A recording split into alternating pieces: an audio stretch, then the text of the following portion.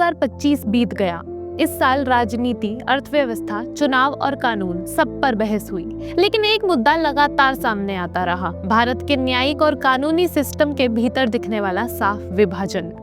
एक तरफ थे एक्टिविस्ट, जर्नलिस्ट, स्टूडेंट और राइटर्स, जिन्होंने सवाल पूछे, रिपोर्टिंग की और अपना विरोध दर्ज कराया। इन्हें बदले में एफआईआर, लाठियां और डिटेंशन मिला। दूसरी तरफ थे वो लोग जिन पर गंभीर आरोप लगे, रेप के, हत्या के, इन्हें मिली पैरोल, बेल और राहत।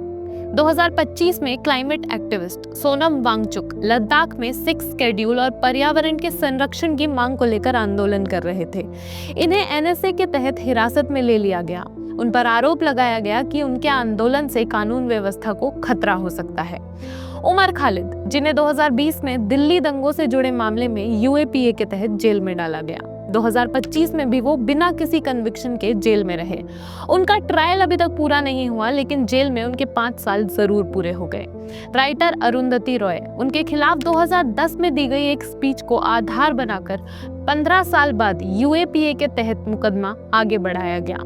प्रेस फ्रीडम को लेकर भी इसमें कई मामले सामने आए। द वायर के फाउंडिंग एडिटर सिद्धार्थ वरदराजन और उनके संस्थान पर डिफेंस कैपेबिलिटीज से जुड़ी रिपोर्ट करने के बाद बीएनएस की धारा 152 के तहत केस दर्ज किया गया और इसे देश की संप्रभुता और एकता से जोड़ दिया गया। कश्मीर के जर्नलिस्ट इरफान मेहराज, इनका काम मानवाधिकार उल्लंघनों को डॉक्यूमेंट करना था। इन्हें टेरर फाइनेंसिंग के मामले में जेल के अंदर डाल दिया गया। इसके अलावा भी कई स्वतंत्र पत्रकारों को पूछताछ, हिरासत, डिजिटल सर्वेलेंस का सामना करना पड़ा। इसके अलावा अकाउंट्स का विदहोल्ड होना भी जैसे एक ट्रेंड बना रहा। रेंटिंग गोला और डॉक्टर मेड्यूसा जैसे क्रिएटर्स पर सेडिशन चार्जेस लगाए गए। इस साल जेनजी ने भी सड़कों पर उतरकर विरोध किया। उत्तराखंड और उत्तर प्रदेश में पेपर लीक के खिलाफ हुए प्रदर्शनों के दौरान छात्रों ने पेपर चोर, गद्दी छोड़ जैसे नारे लगाए, जिसके जवाब में लाठीचार्ज, एफआईआर और हिरासत की ही खबरें सामने आई। दिल्ली, हरियाणा और महाराष्ट्र में क्लाइमेट चेंज, प्रदूषण, स्ट्रे डॉग्स, अरावली जैसे मुद्दों पर प्रोटेस्ट करते हुए स्टूडेंट्स को डिटेंशन मिला।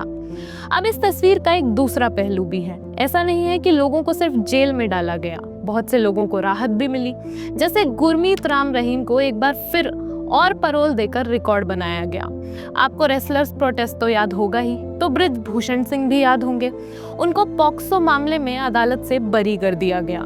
लखीमपुर खेरी में आशीष मिश्रा, जिन्होंने किसानों पर गाड़ी चलाई, उनकी बेल कंडीशंस में ढील दे दी गई ताकि वो लोगों से मिलकर सार्वजनिक गतिविधियों में शामिल हो सके। अखलाक lynching case, Unnao rape case जैसे मामलों में भी अपराधियों के खिलाफ केस को वापस लेने और उन्हें राहत देने की कोशिश की गई। हालांकि ये कोशिश नाकामयाब रही।